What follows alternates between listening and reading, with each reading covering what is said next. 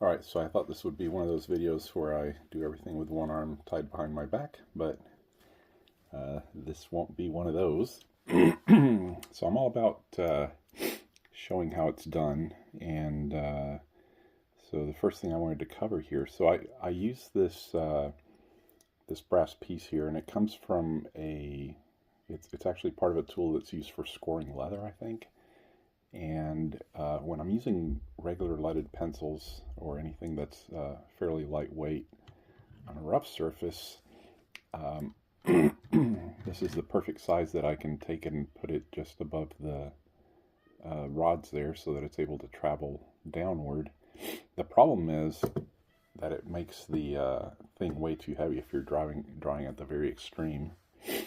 And so I needed a solution for that. And my first solution was to take the thing off and not use it, but of course that doesn't really work too well. So I was a little bored at work, so I designed these. And these are support legs for the AxiDraw. These are up on Thingiverse. I'll put a link in the video description. But essentially you stick your key into the L bracket and then you insert it into the little slot there that the aluminum extrusion has and lock it in. Let's see here. So there's a bit of a lip on the bottom, and I'll show what that's for in a second here once I get one of these attached. Okay, so you can see the keys in there. It's a bit of a tight fit. I might make a short edit to the file to make that a little easier to turn, but it can take quite a bit of pressure. So you can see there the key it's not perfectly vertical, but that's not coming out of there. Let me grab the other one here, stick it in. Okay, put that on the other side, right about here. Okay, and once I get this one tightened on, I'll explain what that little shelf lip is for on the other end. Let me push this guy back. Well, actually, let's see if that does anything. So if you're going to have reliable plots, you need a reliable surface to do your plotting on. You need to control the environment around the plotter, whether it's being able to repeatably put your pens in at a certain height, that sort of thing. Okay, so let's attach this weight here. Anyway, so yeah, it's all about fixturing, you know, getting everything as controlled as you possibly can, so that you get repeatability in your plots from one to the next. And if you do this enough, you build up the muscle memory. Okay, so now we can see that it's very resistant to dropping on its own, even with the weight on there. So that's the first success. Next problem I'm facing is normally I would just tape the edges down here with some blue tape and then register my my print, but like I said, I'll show what that other lip is for. And so what it is, it's a 0.75 millimeter gap underneath the L brackets, and they will bump right into that and create a 10 millimeter gap here, which is enough to clear the brackets. Now, what I'm using here is a 3D printer flexible release plate for an H2D 3D printer from Bamboo Labs. The company is BQ, and this particular bed is I believe it's 355 millimeters wide and 346 or 47 tall here, so plenty of room to print on. Let me push this back a little bit because it's hanging off the edge. So yeah, once you have this on there, what I would suggest is either, it can be semi-permanent. You can glue it down with some hot glue, or you can use some double-sided sticky tape, or if you really think you're never going to need to move them, you can crazy glue them down. But the idea being that now you've got a way to register the board here. There's some nice markings on the board that actually line up very nicely with the pen sitting position. And so like I said, so now you've got a grid on here, you've got lines that you can follow to line up your work. And I keep these little magnetic balls. If you have little kids, don't keep these magnetic balls around because they can swallow them, and that can lead to a very expensive trip to the emergency room to see if your kid swallowed a magnet. One magnet, not good. 2 magnets, emergency room. Just saying. So yeah, so you can see I can use the little magnetic balls, or I can get some of these little wheel magnets and hold down the work. And the cool thing about these is you can put as many as you want around the periphery, as long as your margins allow you to move around. You've got a way to control that. Now, this is the last thing that I'll show here. Sorry for the narrow frame. This is a very small room I'm in. Some of you may have seen this in another video, but I use this Boox tablet. Now, the Boox tablet is loaded with magnets on the back, so when you set it down, it's not moving. That thing is stuck to the bed there. Let's see if I can illustrate here so you can see the tablet. I think it's because it has an accessory that's a magnetic cover, but for whatever reason, the magnet, I know it has a magnet for holding the pen on, so the pen snaps onto the magnet on the side, but the whole tablet seems to be magnetized all over. But anyway, this is what I'm normally plotting on because it really saves on paint when you're prototyping things. And so I can just set my my tablet up there anywhere, and oh, let's see here. Is my mouse even working? Yeah, this is already a longer video than I wanted to make, but I figure I'll show everything all at once.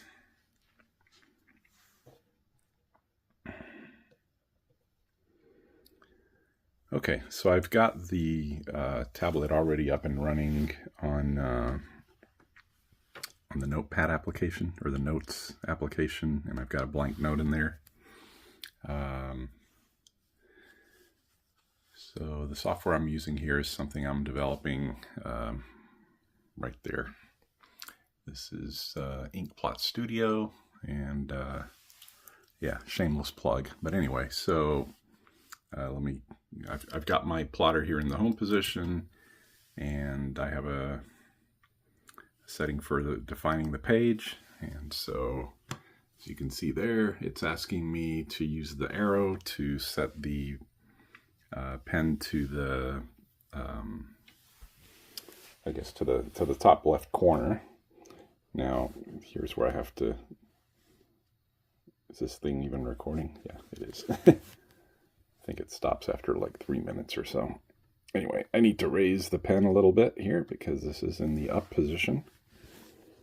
And then I'm gonna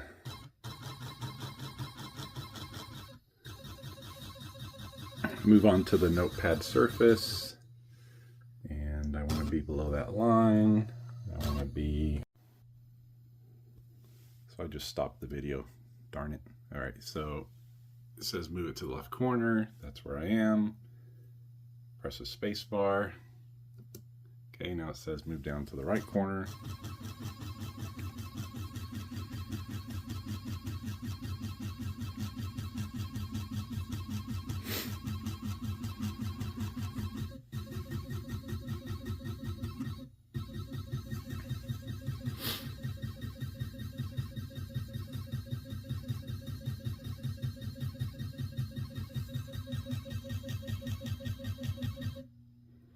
Okay, press the space bar there, and now it will mark my page. Alright, so now I know exactly where my plot's going to be. I can check the alignment. It's not terrible. It's not perfect.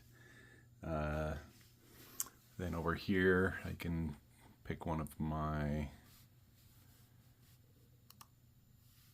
favorite modules. So this is height map, 3D height map. I'll just generate something quick here. All right, there's a height map. So this one, I'm using multiple colors.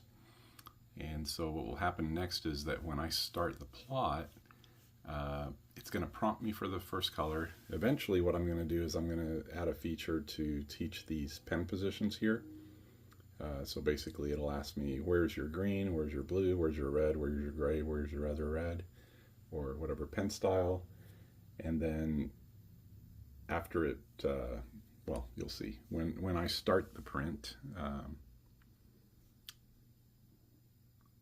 let's see, when I start the print, you're going to see it says install the low pen into the holder. The pen holder is towards the surface, slide the pen. All right, so you can see it placed the pen down at the 0 position there. So this is what creates the repeatability in the placement of your pens. So ideally, you know, if you're using something that's very wet, you would, you know, put something here for each pen so that when it lands there, it's not getting contaminated. And then it says press OK when the pen is installed. And because I'm working with this tablet right now, I'm actually going to choose something approximating the first color, which is a blue. Now, I don't know if these colors are editable on this pen or not. Then I'm going to tap on the page. Then I'm going to press OK, and it's going to draw the first set of vectors. Let's see if we can catch that. The baby blue is very light. But this is a very cool tablet for prototyping on and not wasting ink when you're first testing things out.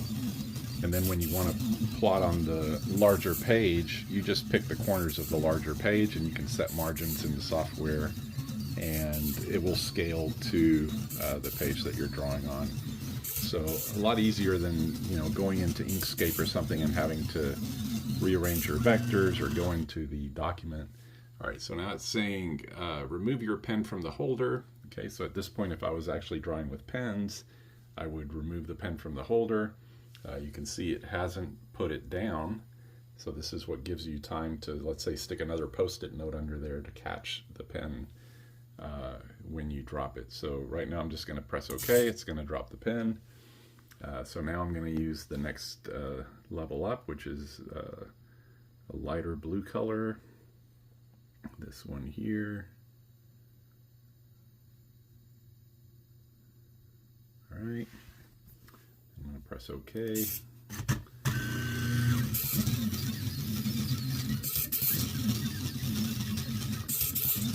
All right, I'll pause this until the next color is selected.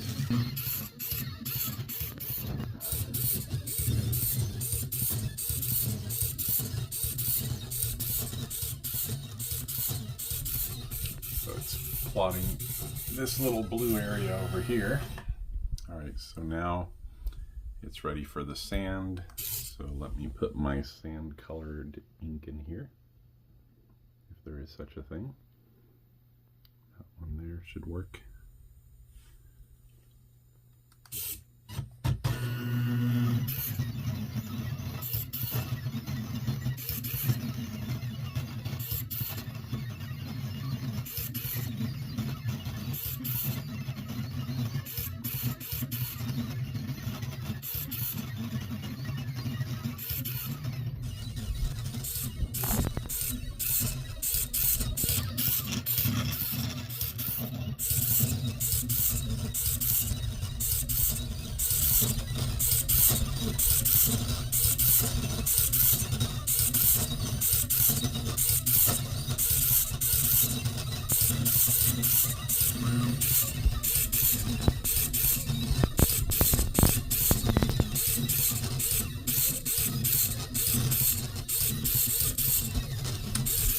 Alright, so while that's plotting, I guess I can talk a little bit about the application here.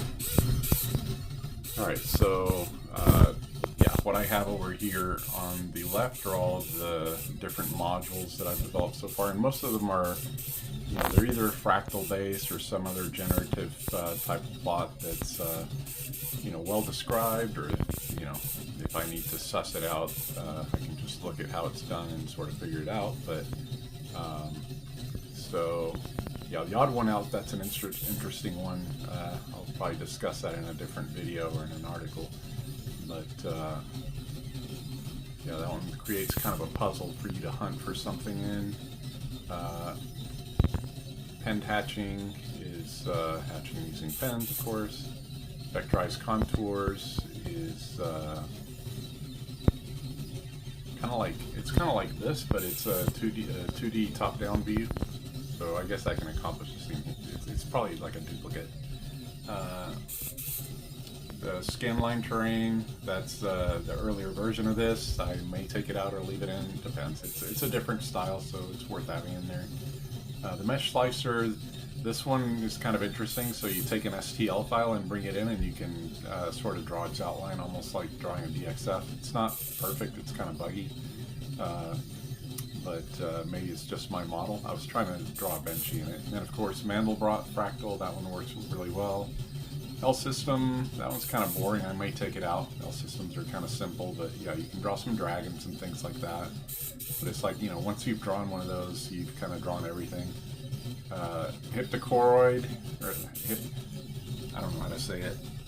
Hyptrochoid. So this is basically like Spirograph, trademark AxiDraw. This is basically a Spirograph module, so basically tracing circles within circles, so it's fairly easy to implement. Flow fields, basically you take an evenly spaced grid and you define your endpoints there and travel outward. It creates kind of a lightning bolt pattern. Reaction diffusion, this one is kind of like this also, but you know, it draws different regular patterns across the page that you know, they go outward in rings. Brony stippling, of course, everybody knows what that is. Everybody does it. What do we have? We have height map contours, which is, okay, height map contours is the 2D version of this. Height map 3D is what we're looking at now. Alright, we're at our next color. Let's see what we have so far. Okay, really nice. Now, what color are we on here? So now we're into a green color, and I'm looking at the order of the colors from low to high. So now we're on color number 3 there. Starts counting at 0. Drop the pen down. Let me pick a. So I'm picking all the colors on the same pen because they're all the same thickness here. I don't want to change the line pitch. No idea what that stutter is, but it happens, and sometimes it causes the registration to be lost. Hopefully the last fix that. Okay, barely looks green. It is green though.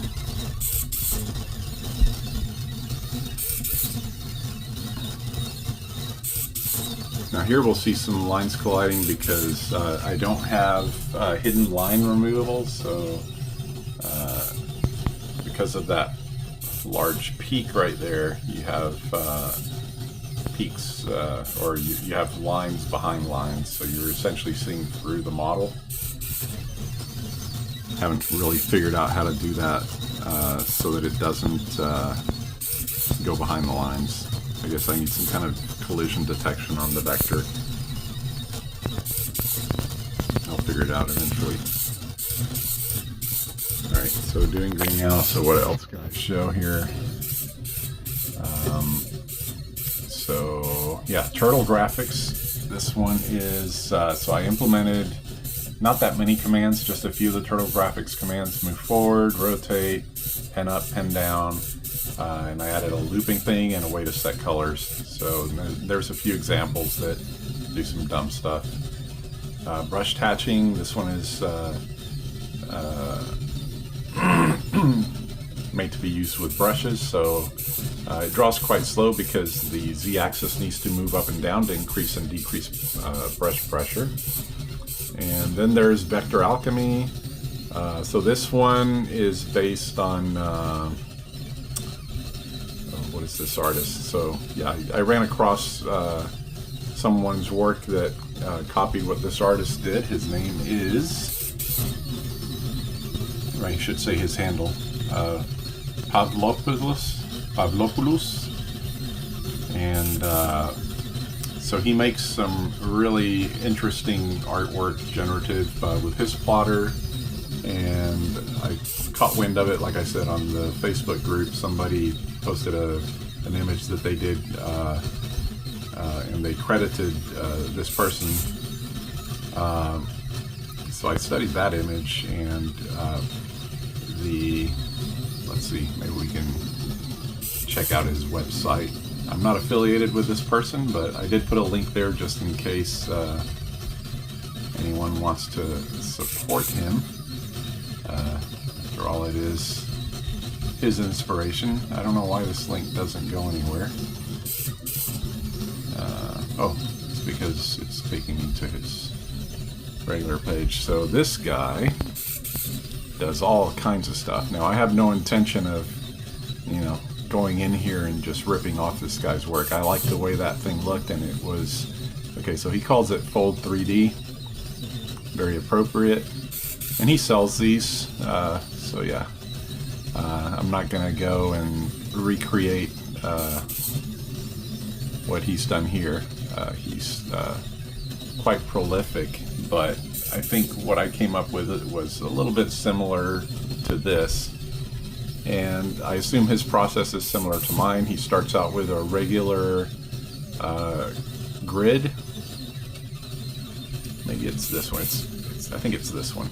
Yeah, he starts out with a regular grid, and then at the point in the grid, you can draw an arbitrary circle. Let's say 5 millimeters from the center, and you pick a random point around that circle, anywhere inside the circle, and then you reconnect the dots. So it displaces the grid up and down, left and right, and you get this 3D effect.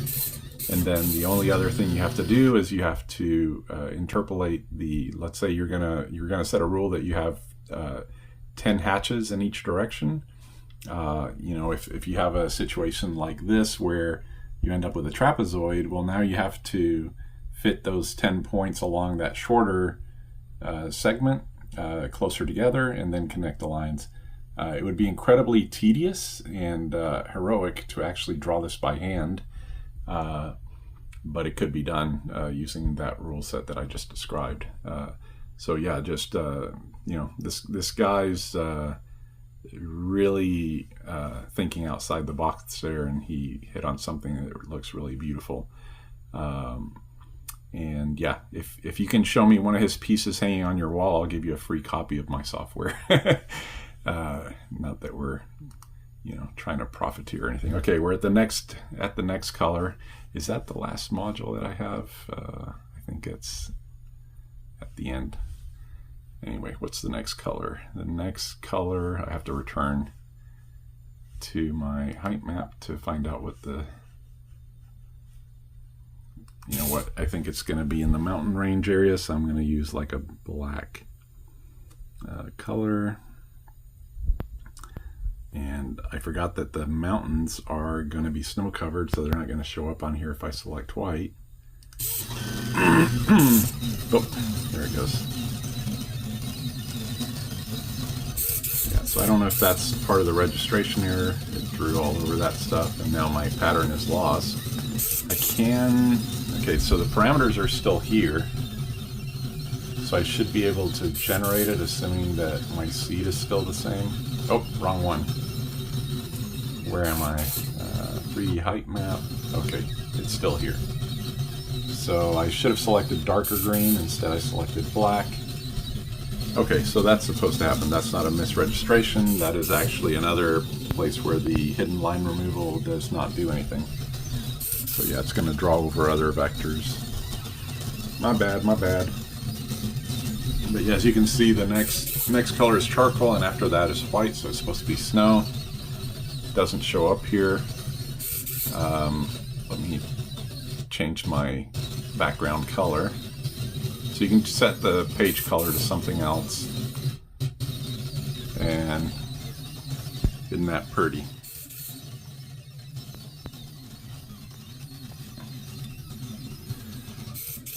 Alright, so I covered the left-hand side. Now let me take you on a little tour of the right-hand side. So every module has a panel over here where I have the parameters for it. And so I structured the code in a way that, you know, I always have a way to load and save presets if there's something that I like. Actually, I haven't verified that all the modules have this correctly implemented yet. But then you have, for this one, you have two choices. You have procedural and you have an image file. So you can actually take, you know, a face or something and create the same effect. It's actually quite cool. And then there's a few styles here of projections that you can do. You can set the width and height. So you see there 300 by 300. This is not a millimeters unit. If it was millimeters, it would say millimeters, but this is simply a ratio. And you know, it's 300 by 300 just because my build plate, that metal plate, is roughly 300 by 300 if you work inside the margins. Scaling is about the feature scaling. So a lower scale will give you sort of larger features here, right? So as if you were zoomed in more, right? So scale of 2 would give you like a feature like this, whereas scale of 5.5 gives you this out here. Number of octaves is yeah, the number of levels, discrete levels in the height map. And then in the contour levels, I've got it set to 133. So that's where you get these tightly spaced contours. If you want to make a quicker plot using the same random seed. Now this seed is 83136. So anytime you type this seed in, you're going to get this picture. And of course, it's going to vary a little bit if you change some of the parameters, but it essentially draws this contour. If I set the levels to 3, there's only going to be 3 levels separating. It won't use all the colors then. And then, of course, the azimuth. So the azimuth is just a fancy way of saying rotation. I consider doing like an animation. I've seen where people take stop motion pictures of their plots doing an animation. I may possibly add that at some point, but I can't really see somebody, you know, sitting there for 24 paper changes. So I guess if somebody really wanted to do this, they could manually tweak this, or I might give up and down arrows so you can go 1 degree at a time. And then you can basically, you know, create 24 plots and take pictures of each one of them, and you would have an animated grid.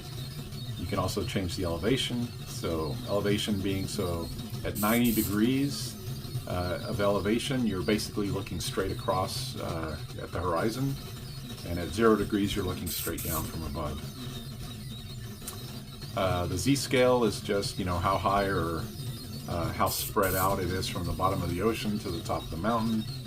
And then perspective, with 0 perspective, you're looking at an orthographic projection, and then as you increase perspective, you get more of a parallax effect. And then you have a choice of doing by color level, or you can do a single color. And the distributions here, so gradient descent is what you're looking at now, and concentric distribution, what it does is it cycles through the levels 1 line per color, so it repeats concentrically, and it just produces a different effect. It's kind of cool when you're like doing a portrait of a person, for example. Okay, so that was supposed to be the next green, so now, since I already picked black, let me pick, let's have a look-see. We'll pick, I don't know, pink. Let's just go with a pink. Click on there. I didn't drop my my pen yet. Okay, now the pen is dropped.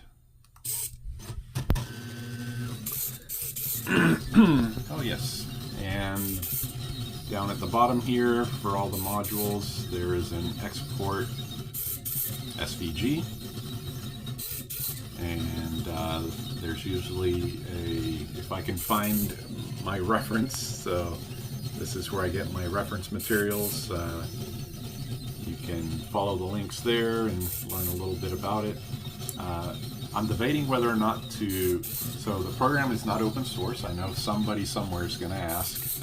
It's not open source, but what I'm thinking of doing is open sourcing the framework that I create my modules under and the source code to the modules, so that you can basically take any of the modules and modify them and create your own. And if you own the software, you can drop them into the folder and have your own set of custom modules. And yes, this is going to be a paid program, because as I'm becoming more and more fond of saying, everybody's got to eat, and at the moment I'm experiencing crushing debt from life, so hence the need to charge something for the money, for the application. But you know what? Once you make this purchase, you own it for life, and for the foreseeable future, I'm going to be continuing to add functionality. There's going to be support for watercolors, for example, dipping into a watercolor well every few strokes, or on a configurable basis. Being able to define where those colors are, just like I mentioned with the tablet. Being able to predefine your positions for each color before the plot. Doing a rinse for the brush, all that stuff. Kind of like the, what's the laser cut? Well, it's not laser cut, but there was a plotter by Evil Mad Scientist that was all wood. That one did have a place to rinse out your brush when you were doing watercolors. So all that is possible here, and will be coming eventually. Right now I only have Mac done, but porting this to Windows is pretty simple. You just need to create a separate build script. So that's coming soon. It's currently in the process of being put up on itch.io. If anybody is interested, I will be putting up a demo so you can make sure it works with your hardware. I'm running a survey right now on the Facebook plotter artists group to see what kind of plotters everybody's using, and it surprises me that so many people are using AxiDraw, but it could just be that that particular group, which is technically it's the only real group I could find on Facebook. It looks like about 43% of the users that responded to the survey are using AxiDraw. I don't know if that's statistically significant or not. It just probably is that more AxiDraw artists are looking for help, and others don't really need it. But I didn't see too high of a demand for Gerbil, but I did see that a lot of people are using Marlin, especially with Ender 3s and stuff like that. So those two protocols will be supported. So right now this is a AxiDraw only. I think there's a few plotters that use the AxiDraw protocol. Their names don't come to mind at the moment because I'm not real familiar with them. This is apart from that other Drawbot from Evil Mad Scientist. Is the only one that I've ever owned. Okay, yeah, I don't think I'll continue the plot there, but well, let me change the color. It's almost done anyway. May as well let it finish. Give me my colors. Okay, we'll do, I think this is like a dark blue or something. We'll just do that because snow's not going to show up on this page.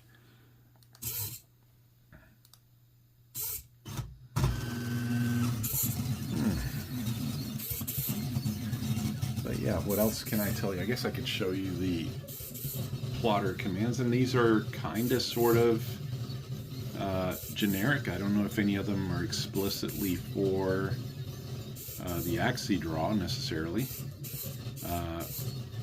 So if you watched in the video where I defined the page, that's how these values got in here, except for the margin. The margin you can set manually, but the origin and horizontal and vertical, those are based on where I selected that top left corner.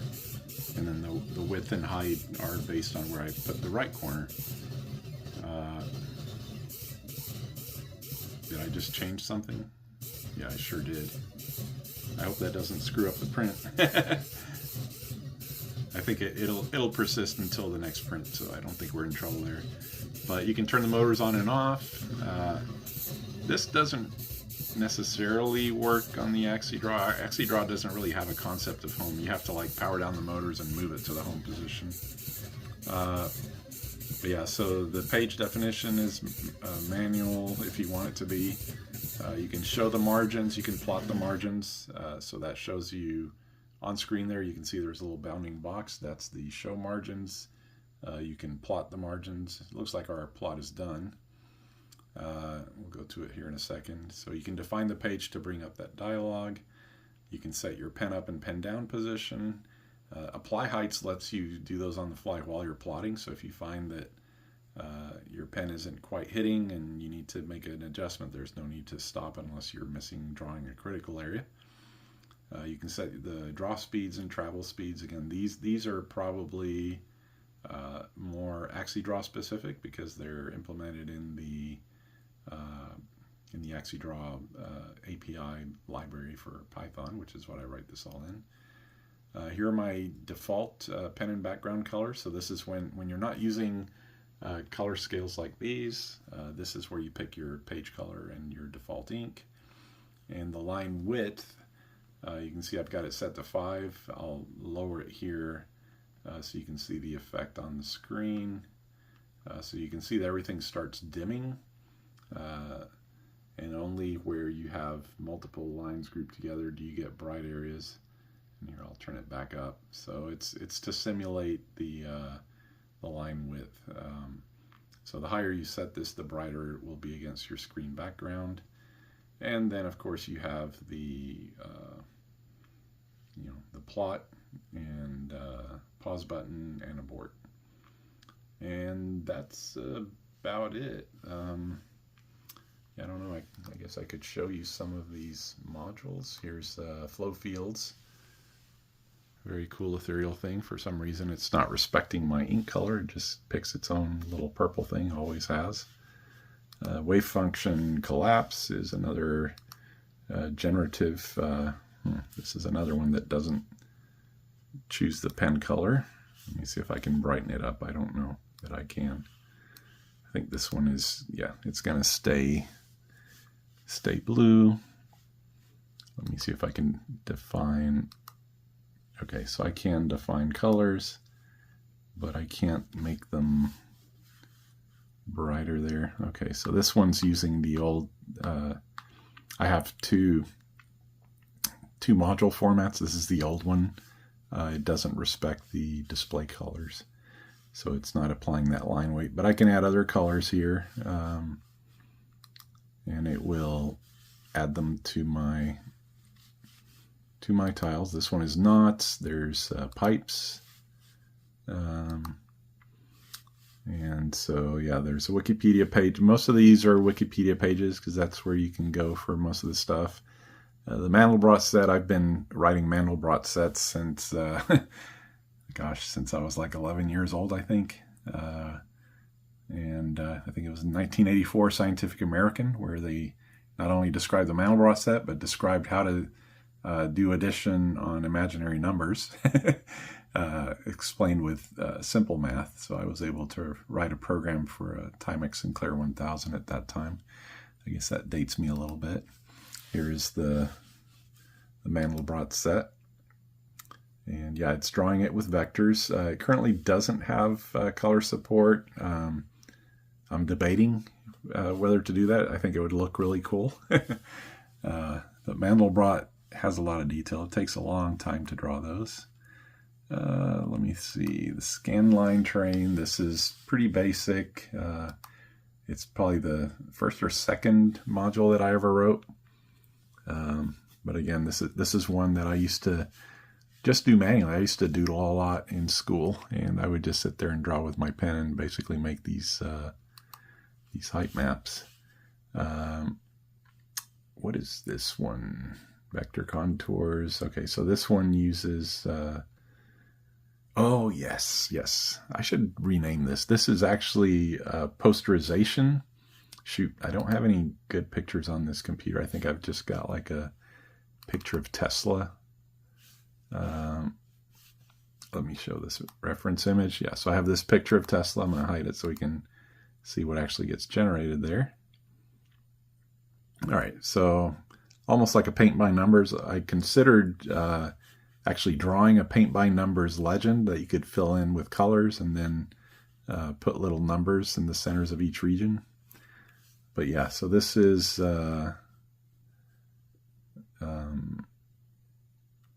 let me unsimplify it to get more detail there. It's generating now. Yeah, so pretty simple. Some of the other stuff can do the same thing essentially. Penned hatching. This one also takes an image. We'll use Tesla again. So this one creates a single line hatching where so this is like a seismograph. So basically, I don't know if I can show that easily here, but you can see there's this wavy line. So that's my seismograph. They're too dense right now. Let me space the lines out more and decrease the width so we can actually see what's going on here. Yeah, so basically based on the grayscale image, I'm increasing the tremor, right? So this would be like a seismograph going across and plotting. And, that's my approximation of brush pressure, right? So a brush would generate a wider gap there. So let me see how I can approximate a brush more. So I can reduce the pitch. So let's set the pitch to something like I guess like 5 pixels. 1 pixel. All right, so that's going to be the tightest pitch. Let me space the lines out a little bit. I may have locked it up. Embarrassing. Yeah, it's thinking forever. Generating line 101. Okay, there it goes. Yeah, so when the pitch is really, really tight, it looks like you're applying brush pressure. And I did add an invert button so that when on my page is black and I'm using white ink, I can, oh, I have to generate it again. I don't know why that line 102 takes forever, but so now we'll see the correct polarity with painting black on a, I'm sorry, painting white on a black background page. Hello, are you going to do this? Yeah, so there we go. So that would be using a white pencil on a black background. It would actually come out correct. All right, I could sit here all night and show this kind of stuff, but yeah, here's our finished plot. And here's our finished plotting arena. It's very stable. So here's another cool thing. Let's say you take everything off here. Like I said, the tablet is glued down there, so placing this back in the same position is fairly easy and somewhat reliable. So, I mean, obviously I'm not going to be perfect, but yeah, when you push up against those lips, it'll stop exactly 10 millimeters from the edge there.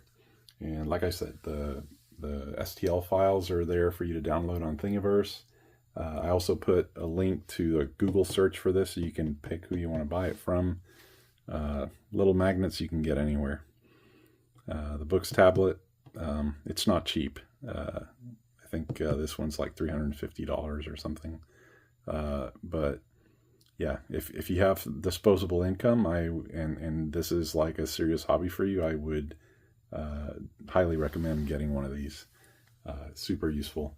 I haven't even shown, but let me, for some of you may not be familiar with it, but there are different types of pens on here. There's markers, there are calligraphy pens. You can set the line weight. And of course, this is an e-paper display. I've got the backlight turned on just to help it show up in this video, but it'll work in sunlight without a backlight.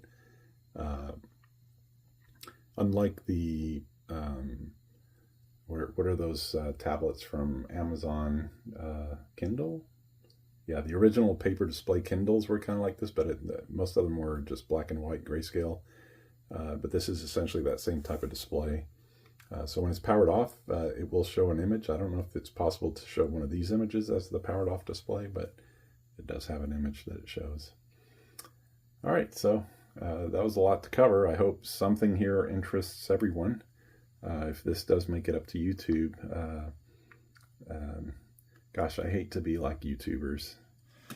Click that bell and ring that whistle, or whatever it is. You know the drill.